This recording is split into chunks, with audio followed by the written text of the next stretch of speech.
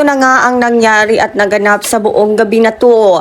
Dahil ngay napunta kami sa after call dito sa may Paranaque kasi nga nagaya ang aking kaibigan at abay naboboring siya. Of course, ang ginawa naman ni Ganda ay agad-agad siyang pumunta sa Paranaque para bisitahin ang kanyang kaibigan.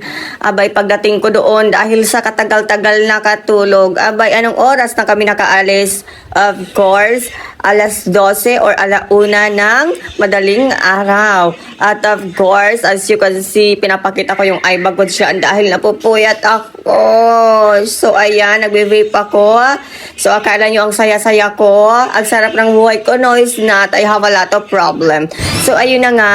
Kasama ko pala ang bago naming kaibigan na si Josh. Ayan, kapwa ko din yan, taga Zamboanga del Sur. So, ayan, nagtipo-tipo kami lahat taga Zamboanga del Sur.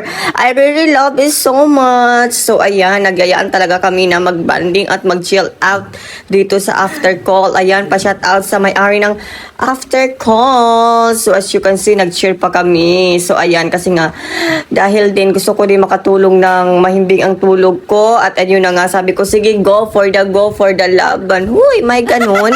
So, ayun. Habang nagkukwentuhan kami dyan, of course, ang aking sugar daddy ay pinagsabihan ko na wag muna siyang mag-chat sa akin o disturbuhin ang kanyang Disney princess. Abay, nagsasaya-sayahan pa kami dyan. So, ayan, sinabihan ko ang aking kaibigan na magpa-cute at magpaganda-gandahan kami kasi nga it's time to playing ganda-gandahan kasi i-upload ko ito sa aking Facebook page. Ayan, mga earrings sa hindi pa siya follow sa akin, mag-follow na kayo para masaya. So, 'di ba?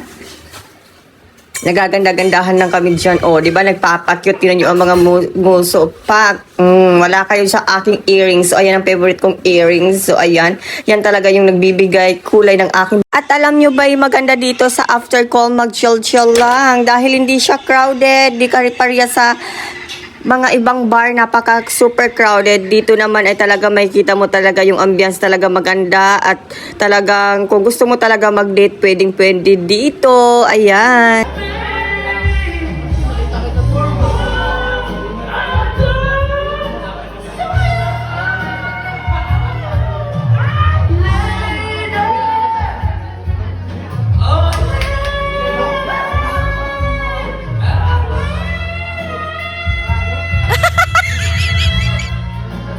Abay, pagdating sa kantahan, di nagpakabog ang itong katabi naming table. Ayan yung mamita ko na nagtatrabaho sa Japanese restaurant. I mean, isa po siyang manager doon. Of course, ayan yung mga kasama niya. Talagang hindi nagpapakabog pagdating sa kantahan.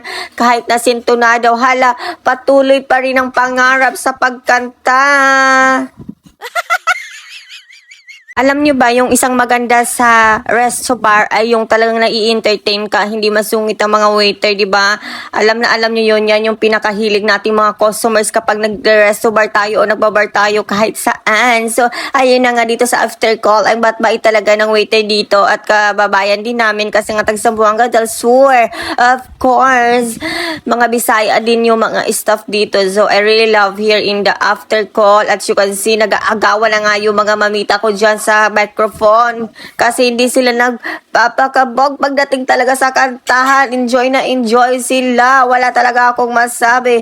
Oh my God, kayo na talaga ang pangbato ng after call. Sila yung pangbato, o diba, kabog na kabog.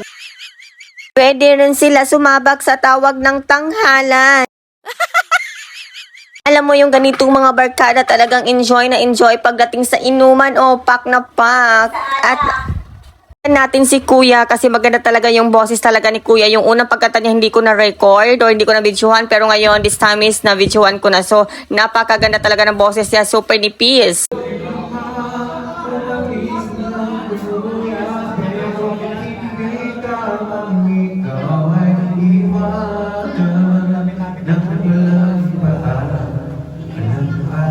Kasi kabutang.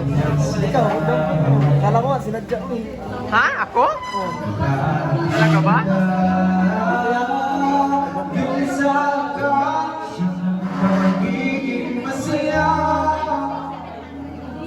Kahit na hindi ko kasama.